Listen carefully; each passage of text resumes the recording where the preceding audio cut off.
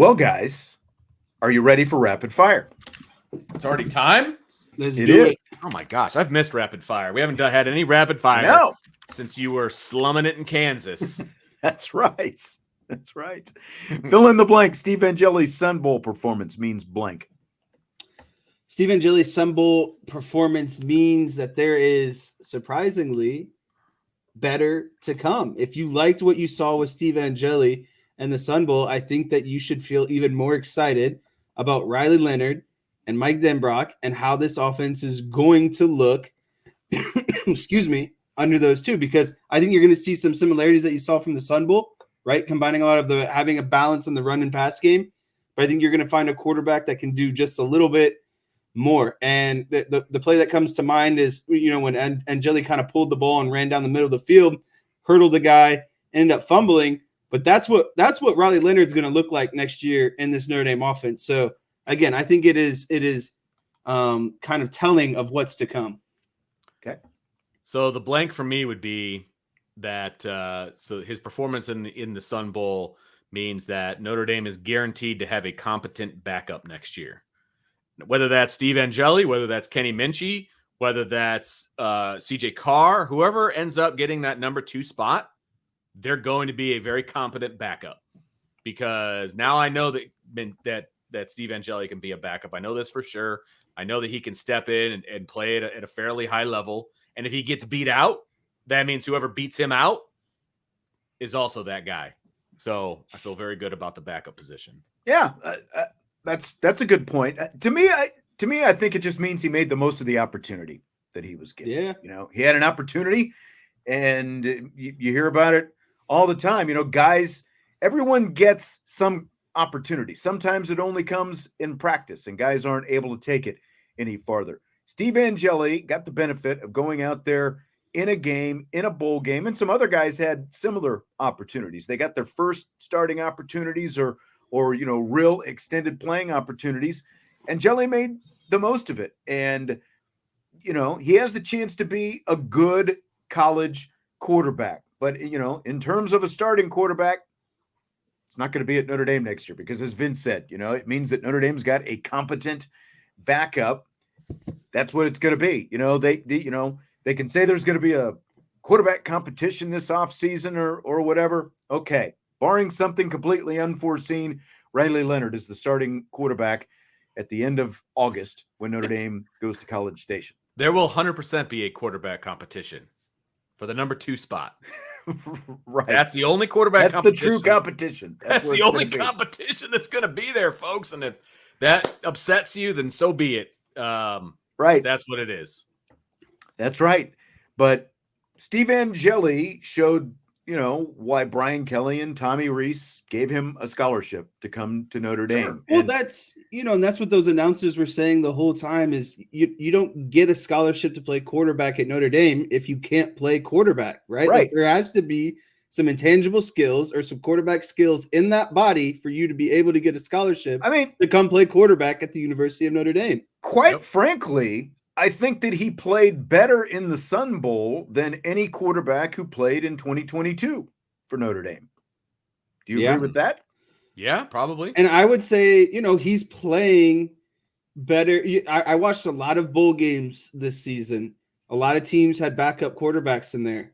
Steve Angeli is up there, in my opinion, for backup quarterbacks who played, really well. And I know that doesn't go a long way, but if you made a list of top performing backup quarterbacks in this bowl season that had to play because of opt-outs, injuries, whatever it might be, he's up there of a guy who had a really good performance.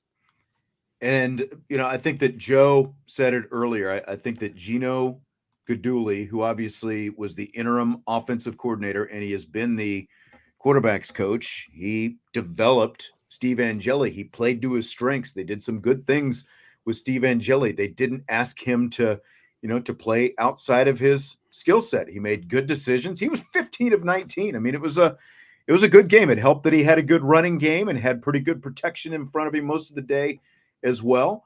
Jeff wants to know why the overreaction to Angeli's play, because that's what people do. Jeff, people overreact, good or bad, to everything. No, it's like that's I mean, that's what we're fine. here for. We're here to overreact day in and day out. They can, and that's going to give us plenty Yeah, I'm to not talk saying it's a about. bad thing. Yeah. I'm just saying that's what people do. Oh my gosh! And as the game was wearing on, and it was getting boring, and it was like, oh well, we're gonna have this to talk about now. I mean, it was just you knew it was coming. You knew it was coming because again, the most popular player on a football team is Quarterback. Number 2. the backup Number 2 quarterback. That's right. That's correct. QB2, baby. QB2. Yep. Salty wants to know, I'm not sure, how do you spell Vince's last name? In the show description, it says D'Addario, which is That's correct. how it's spelled, just And like it is spelled on the screen. Right. Dedario. Yep. Double D's. So unless I'm missing something, unless you misspelled the spelling that you saw, it made me look twice at like the way that I apparently had it spelled. I know, and I had to stare at it as well. I'm like, did I That's spell it right. wrong? I don't think I spelled it wrong. I don't know. That's But yeah, I mean, again, he made the most of his he did. performance, and that's nothing but a good thing. I think that as this program goes forward, I think we're gonna continue to see a lot higher caliber quarterback play. Yes. Year in and year out. Absolutely. And look, Steve can win you a bunch of games. There's no doubt about it in my mind. No doubt about it. I don't feel that he can win you a championship. And that's what Notre Dame needs behind center, is a quarterback that can win you a championship. I still think that's Steve. Yeah, I think it's the combination of an offensive coordinator and a quarterback that can win you the Ohio States, the Clemsons, those sort of a playoff game. I think Notre Dame has more than enough, to win, to be a 9-3, 10-2 team. But what they've missed is that combination to put them right over the top offensively to be in the conversation. It goes back, and we'll push a couple of these topics a little bit lower, and we can kind of segue into the college football playoff semifinals from last night. The two teams with the lower recruiting rankings both won yesterday. Michigan and Washington, lower overall recruiting rankings than it's Alabama, obviously year in and year out. But sure. Now, I'm still not as sold on J.J. McCarthy as Jim Harbaugh is sold on J.J. Oh my God, McCarthy, he said he's the best quarterback ever. I know. All right, he missed a lot of passes. But if you look more specifically at Washington, that's a little bit different because DeBoer and Penix go back together at Indiana, right. So and he wasn't got experience. But that's recruiting class. When you look at Michael Penix, that's right. He's not part of Washington's recruiting rankings. And when you look at Michael Penix, he was the best of the 4 quarterbacks who played. Not even close. And then you throw in a Joe Moore award-winning offensive line for Washington, and they've got some experience themselves with what but you can see why Washington, and they might have, there's an argument that they've got the best receiver in the country, and that it's not actually even Marvin Harrison Jr. I still don't know how to say his last name independent of, actually saying it. But my point is, don't say it. Quarterback play goes a long way. We've said that before. Like Notre Dame with Brian Kelly in the times that they made the college football playoff. Like if you had a Michael Penix instead of Ian Book in those situations, different result potentially. 100%. Especially you go back to the Clemson playoff game, right? I mean, they basically lost the game when Love went out defensively, right? And then, Trevor Lawrence just was picking on the replacement. Like that was where that game turned. The other part of that game that apparently people don't remember is that Ian Book couldn't throw the ball down the field. Couldn't, wouldn't, shouldn't, whatever the case may be. Right. And so Clemson just packed the box and said, yeah, 12, you got to beat us. And he couldn't do it. If you had a dynamic quarterback on that team, Notre Dame's a championship level team. There's just no doubt about it. Well, that's the common denominator to me in all 4 of the playoff teams is you have J.J. McCarthy, Quinn Ewers, Michael Penix, and Jalen Milroe. All those guys are mobile in some capacity, right? They're able to move the pocket or extend the pocket when plays break down to some regard. And you look at Penix and Milroe specifically, they have that speed to really run the ball, right? And so I guess what I'm getting at is Riley Leonard is the closest thing that Notre Dame has had to that kind of quarterback in a good amount of time, a guy who can extend plays when they break down and still has a good, strong arm to be able to throw, on the rollout. And that's the thing is Washington's offense was just an air raid, right? Like Penix threw for 450 yards. He was dropping dimes all night, just beautiful over-the-shoulder throws. Michigan was more of a chess match type of game where they were doing a lot of pre-snap motion, doing a lot of getting Alabama's defense to move its eyes around a little bit and more of kind of the power run game. I see Notre Dame is in the middle of those kind of somewhere, right? The ability to throw the ball, but also have the power run game as well. And so, again, I think that Riley Leonard is that common denominator when you look at how all four of those offenses were run yesterday. Well, and I think that, and the question I was going to ask, and we can kind of, get into that after watching the playoff semifinals, how we feel about where Notre Dame is, kind of how they stack up going into the offseason. I think kind of going back, kind of sticking with the quarterback thought and seeing what Gino Guidugli did do with Steve Angeli. If there was a question about Gino Guidugli, I think as a quarterback coach specifically this season, I think it was answered with Steve Angeli's performance in the Sun Bowl.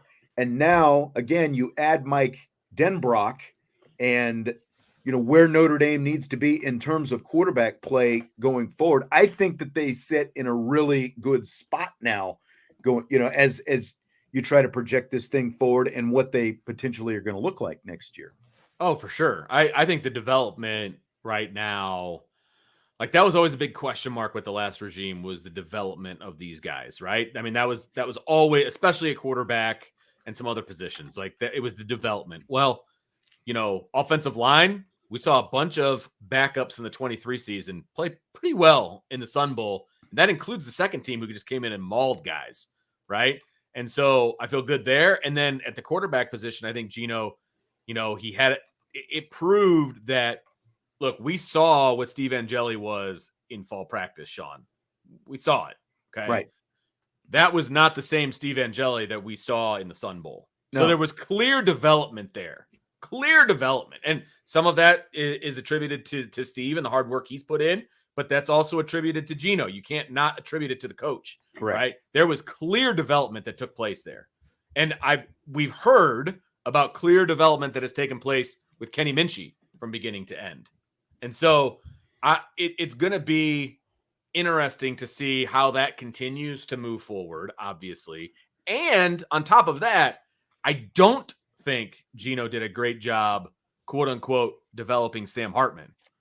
So how's that going to look with Riley Leonard? Because, it's a whole teach an old dog new tricks kind of a thing. And I'm not saying Sam wasn't open to it, but there was clearly a disconnect because we could see Gino on the sidelines getting real pissed off at Sam Hartman at times. And something wasn't connecting there, especially second half of the season. Yeah. And you do wonder when a guy has been around for 6 years, right? Like if there are just some things, it's like, even if it's not sort of intentional on his part, it's like, you said it, you can't teach an old dog new tricks. It's like, this is what I know. This is where my skill level is. And they're just, there's a reason that Sam Hartman was still available after 5 years and still a guy who was even willing to stick around for a 6th year in college. There's a reason that he was available at that point. Maybe he had just kind of reached his ceiling and you just weren't going to get anything else out of Sam Hartman. Maybe it's just as simple as that. I think that there are at least, there's at least some truth to that. Whereas a guy like Riley Leonard, I mean, he's only been around for 3 seasons and he's only played 1 full season out of those 3. And now you do have a guy like Guidugli. You do have a guy like Denbrock coming in who again has he's got a pretty good track record himself, with the quarterbacks that he's, and even though he's not the quarterbacks coach, but yeah, that's right.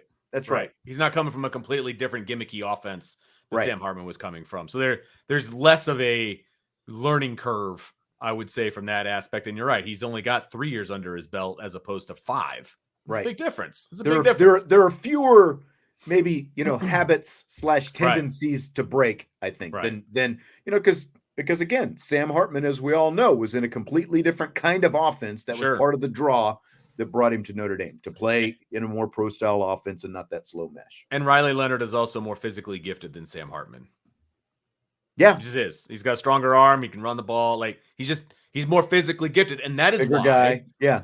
before Riley Leonard got injured this past season, he was being projected as an NFL quarterback to leave after 3 years. Like that was a thing. That was Right. People were talking about him being one of the top quarterbacks to come out for the 24 draft. Then he got hurt, and it was like, well, we don't know.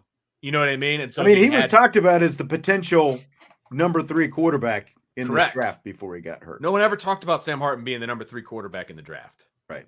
So it's a different conversation. That's all I'm trying to say. Yeah. Anything to add to any of that, Jess?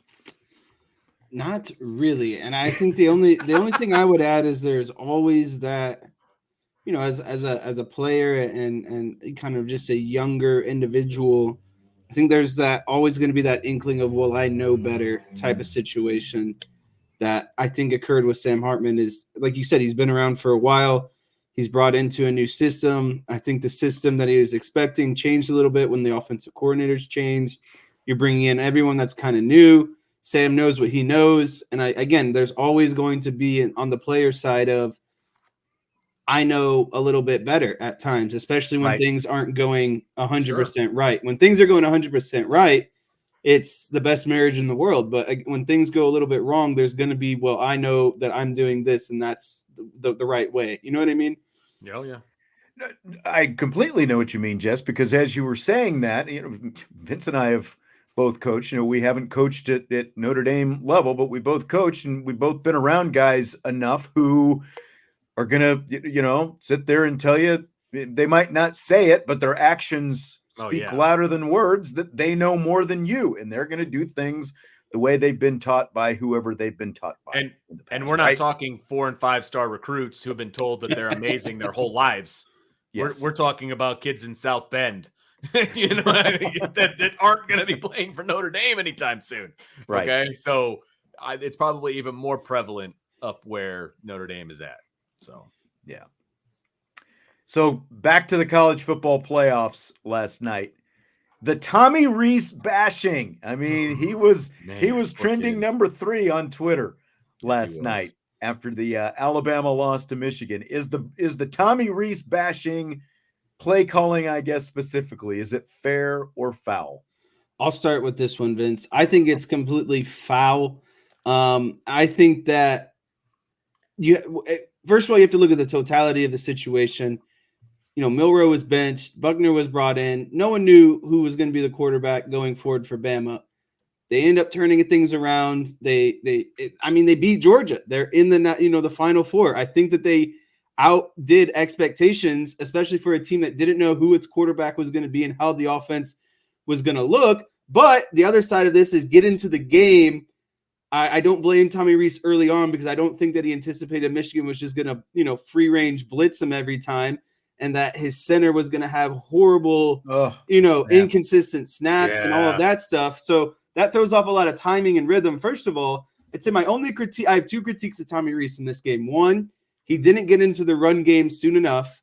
I texted you that early in the game. I said they need to stop. They need to get in the run game. If Michigan wants to blitz, you need to create RPO type schemes where Milroe's keeping the ball so it burns a blitzing defender.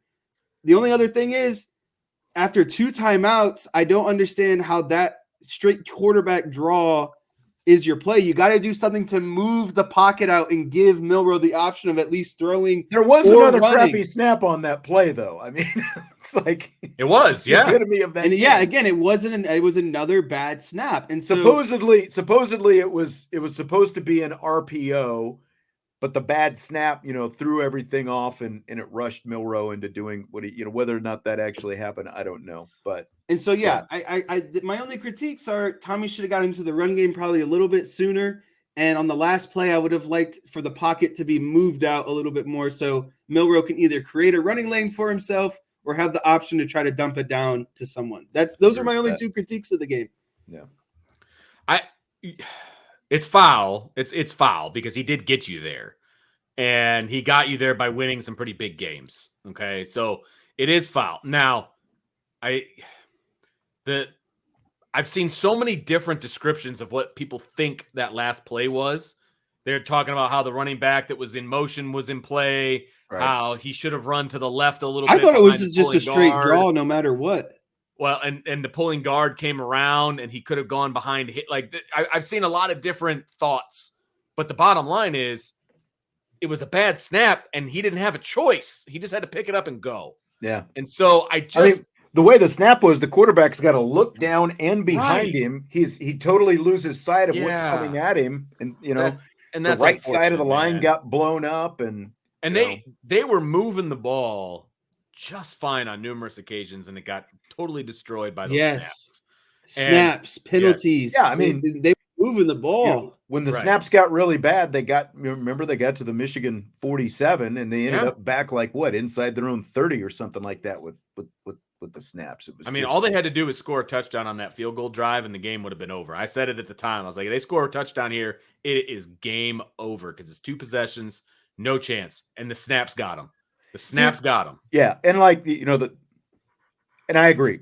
Foul. I agree with what Jesse was saying. Because we were texting about that. It's like, you get into the run game a little bit. Do a little, and that's Alabama's last offensive possession of regulation when it was throw like that. I did feel like he could have probably hit a draw or two in that, because again, it's like it's all they're trying to throw.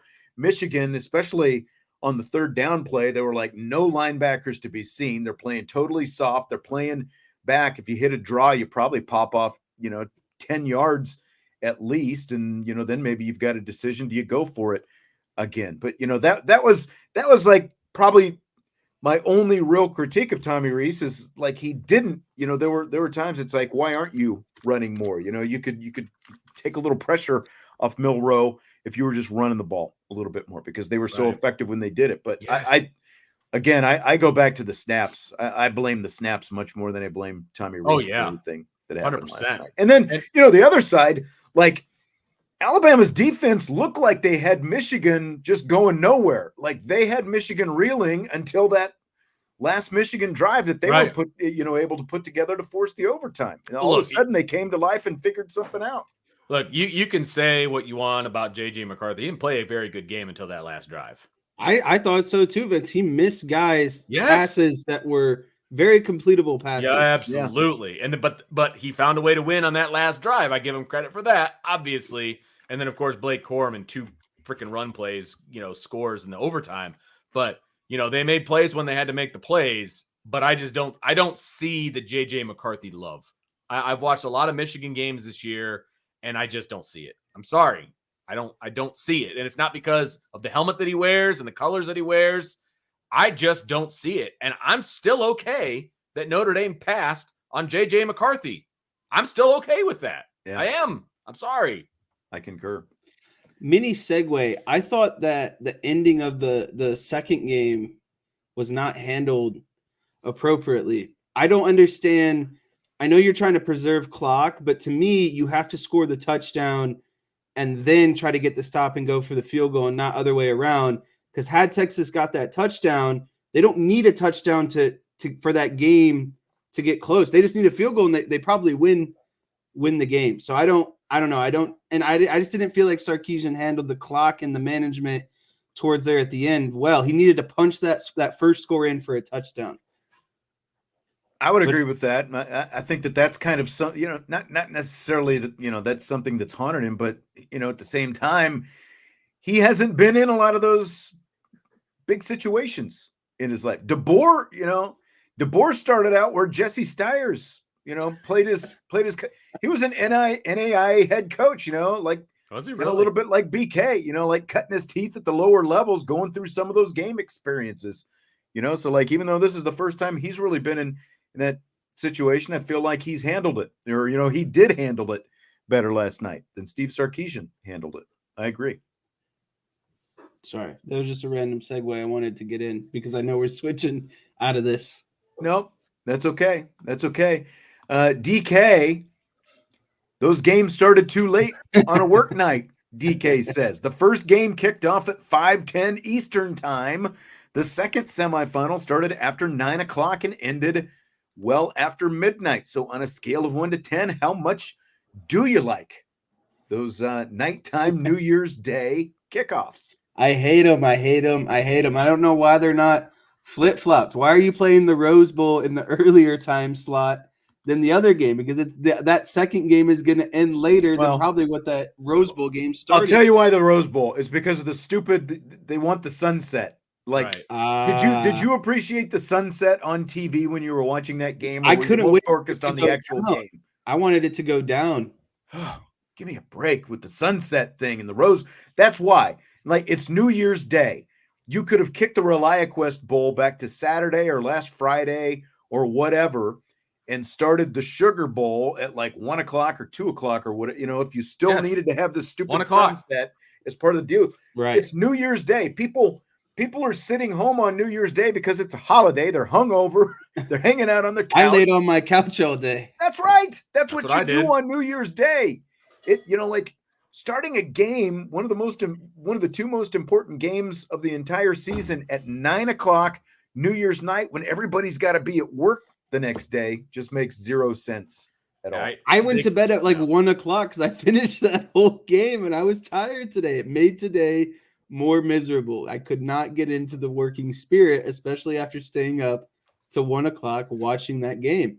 Oh, I fell asleep. I went to bed. Like, I did not see. I was going to text you guys, but I was like, I know both of these bozos are sleeping. I made it to halftime, and then I went out. Like, I couldn't do it. I wanted to. Faded to darkness? I tried, but... It was probably the nap I took during the second half of Iowa and Tennessee that saved me later throughout the evening. See, that's fair. So obviously I was riveted into the LSU Wisconsin game. So I watched that whole game. Mm-hmm. When that one ended, there really wasn't a lot of good football on until the Rose Bowl started at 5 o'clock. So there was like an hour to an hour and a half, like, window there. But that's where I had to like pretend like I cared about my family during that window because they were all home. I mean, I didn't really have a choice on that one. So.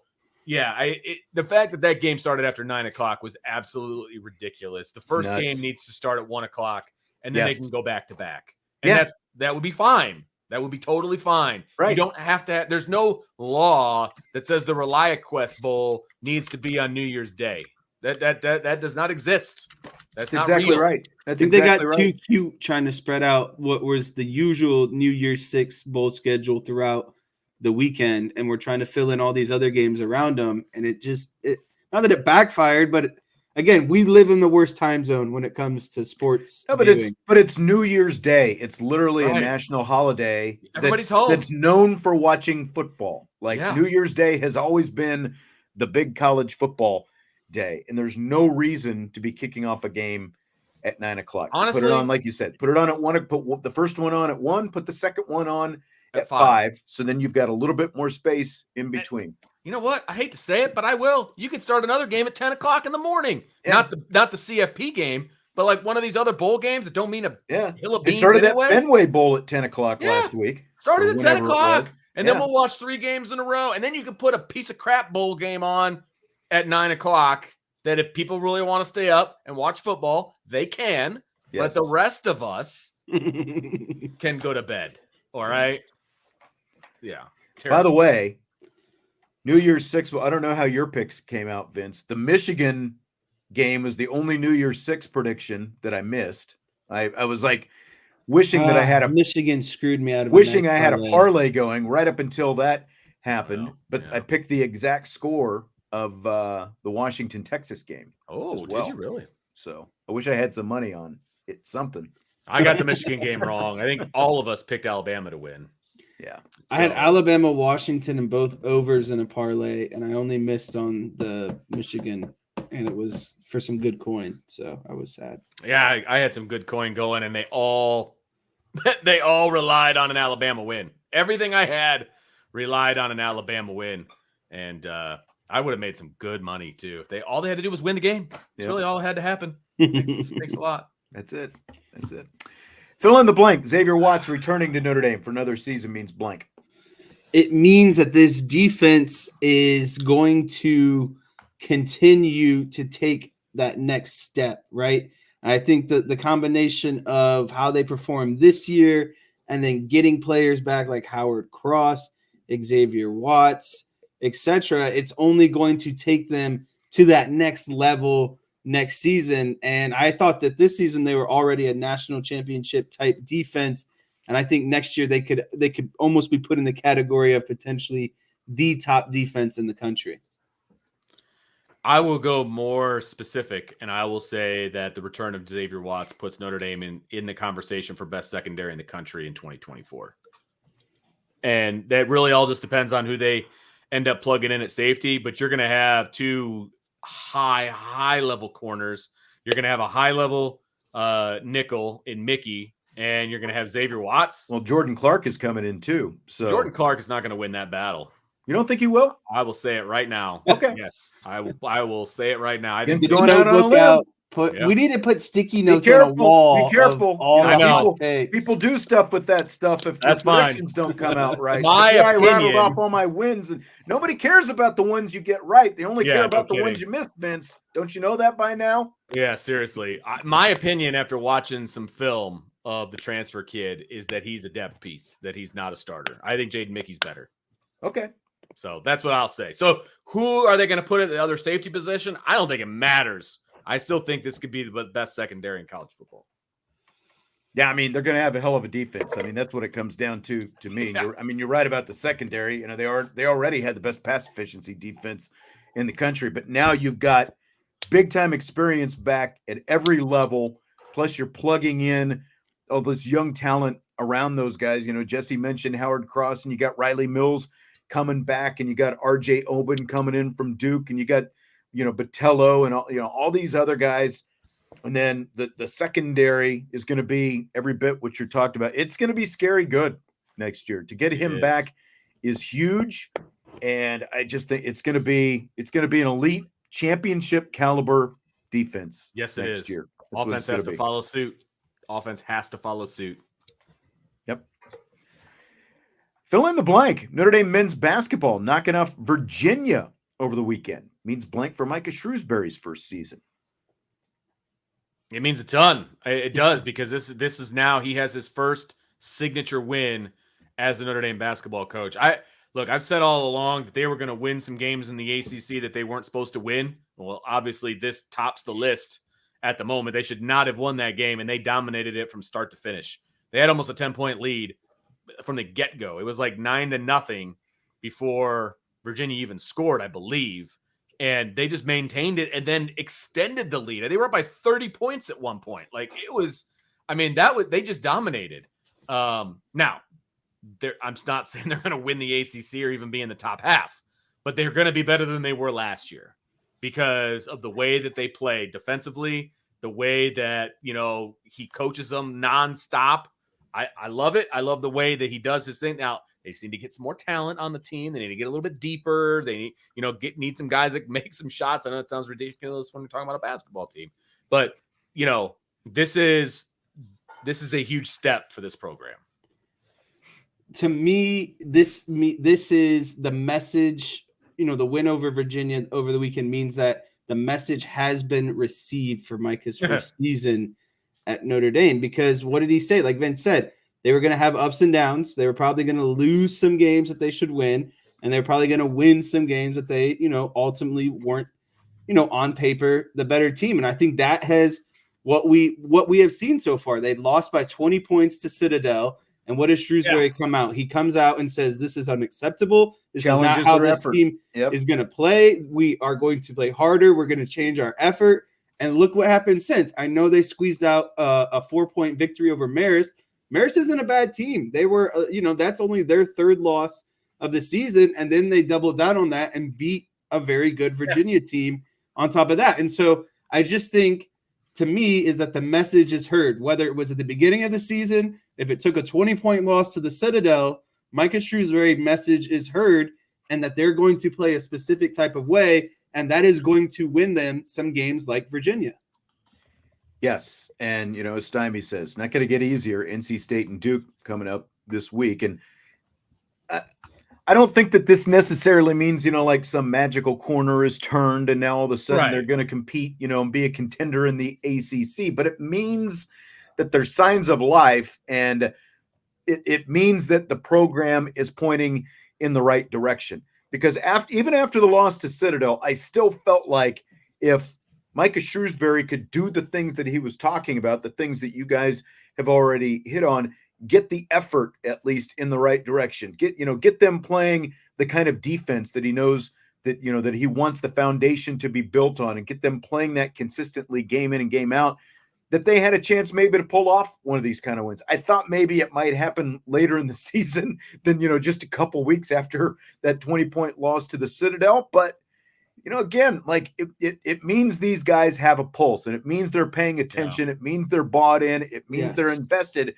in this thing. There's still going to be some ups and downs, but I think that he's got the tentacles where he needs them to be. And again, these guys are bought in, and the good things, are still to come for this program. So I think it's the first, kind of really good sign of I think what could be coming for these guys.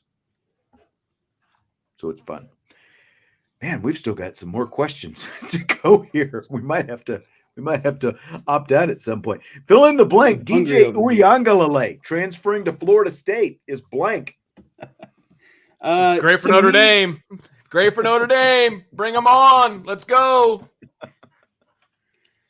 Because remember what happened the last time DJ Uiagalelei was at Notre Dame Stadium. He got his butt handed to him on a silver platter. Yes. Now, the time before that, he had a great game and lost in overtime. I think Notre Dame's got his number. So you good luck at Florida State, my boy. I love the chance. I love him coming to Notre Dame Stadium next year.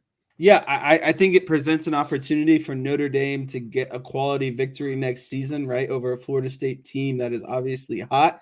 They're going to have a quarterback coming in, but to Vince's point, I'm not worried about him. There's a reason why this is his third team in 3 seasons, right? That's the reason why these guys are bouncing around. Notre Dame has already proven that they kind of know, how to shut down that kind of style of offense led by DJ. And their defense is quite honestly better than it was when they played, Clemson and when DJ was quarterback. I know he is probably better as a quarterback now because he was a little bit younger. But again, my main point is if this is his third team in 3 seasons, there's a reason. I don't think you should be concerned that he is this overly elite quarterback. Yeah, he's chasing it.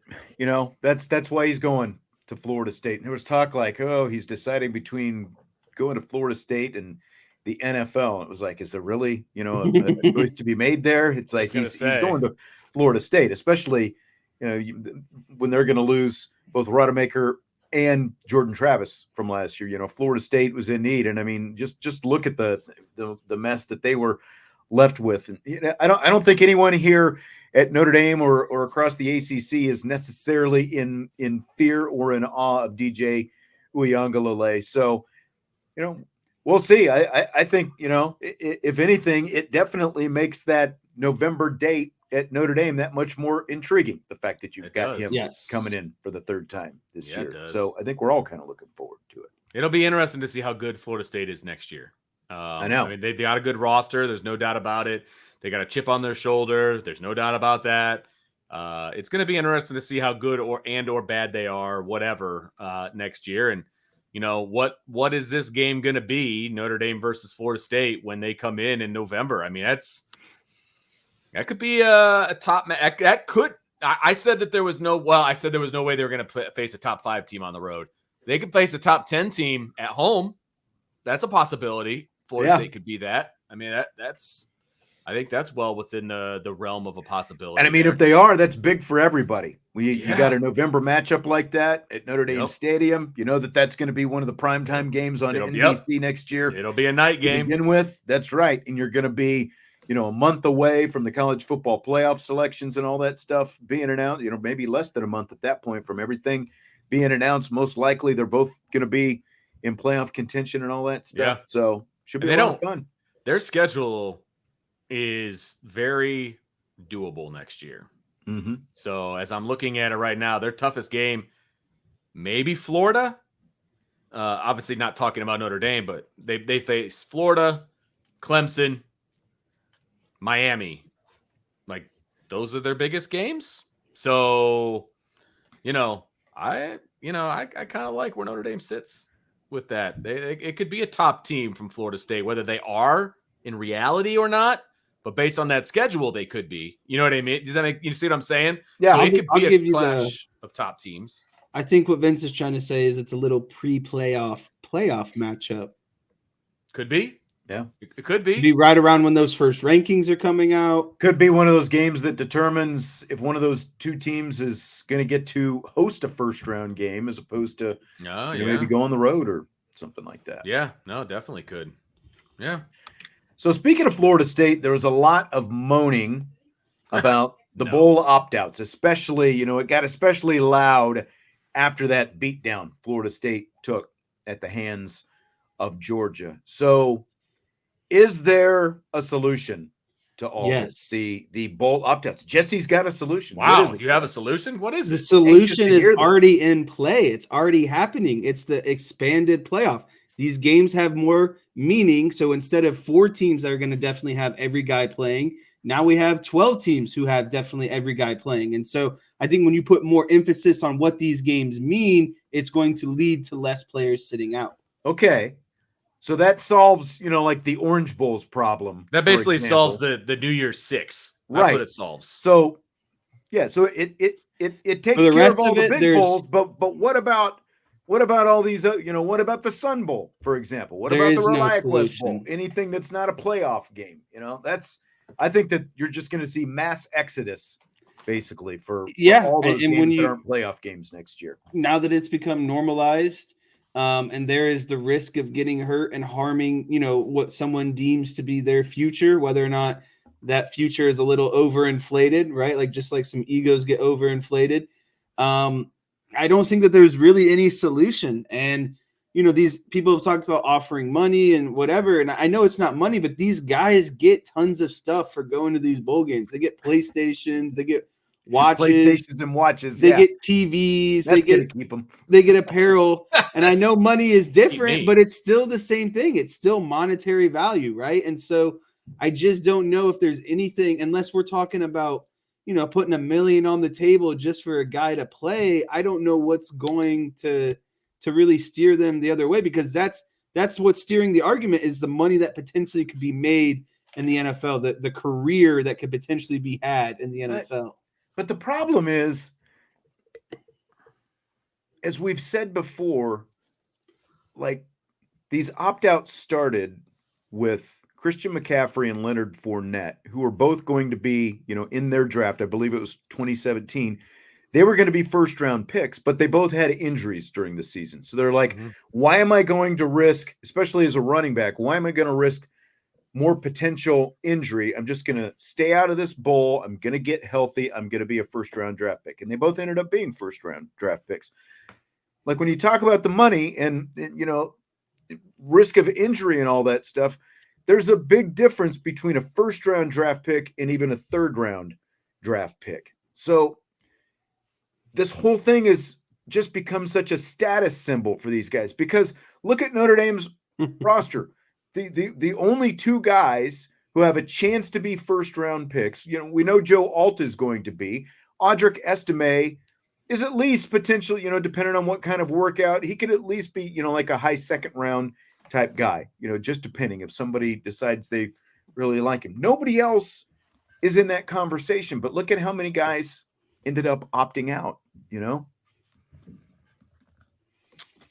Yeah, I don't know how you curtail that though. I know. That's like, do you like people have said player contracts and, and like, do you make them, if they sign an NIL deal, do you make, but I don't know. But that's the thing. The schools don't have control over those NIL deals. That's with other companies. They're not going to be able. They're not going to be able to do anything about that. So I don't think that's a solution. Number one. Number two, moving the bowl games to the beginning of the season is not a solution. That's dumb. I don't like that in any way, shape, or form. Move the portal window. I mean, that's a possibility. Because then you won't have the opt-outs from the portal guys potentially. But then, as somebody said in the chat, you can't move the portal window because of the academics piece of it, right? Because these guys need to be guys have to get to school by the second semester if they decide that's what they want to do. Yeah. And if they're starting second semester the second week of January, then you need to have this all figured out. So I just don't know how it's like the rest of college football. I don't know that there's an answer to it because it has gotten out of control, and I don't think there's a way to bring it back in. I just don't. I know. I think the ups, like it becomes a big issue because it's the Orange Bowl and because Florida State was undefeated and because they're playing Georgia, so there was at least some profile on it, but they had all these opt-outs because of the fact that they got left out. Like in the Sun Bowl, just to use that as an example, it ended up kind of being a good thing because, like we were talking about with Steve Angeli and some of these offensive linemen, it gave guys opportunities and it turned into, instead of it being a bad thing because you had all these opt-outs, and Oregon State had them as well, and it was a lopsided game, but so many guys had different opportunities. It's largely the final exam for a lot of guys who maybe didn't get to play, that weren't full-time starters, guys that got some time here or there, maybe some special teams, they're on the traveling roster, but they got a bigger role. And it's kind of like you were saying, the final exam, and you can see where these players have progressed throughout the season. And now they have a benchmark before heading into next season. Right. And to me, it's like, I'm throwing a shot here, but a guy like Jordan Botelho, I feel like this is his cycle, right? Like he gets an opportunity because of guys not playing. He shows a little bit of flash, and we're like, oh, Jordan Botelho's going to be the guy. Now we go into next year expecting something. And then he goes into the downward spiral of his cycle, and he comes back up a little bit, right? So there's different year from now, cycles. He'll be the one opting out. Right. There's different cycles for these players, but to me, at least we get the opportunity to see how far some of these younger guys have come and give them a good assessment. Fair. Completely fair.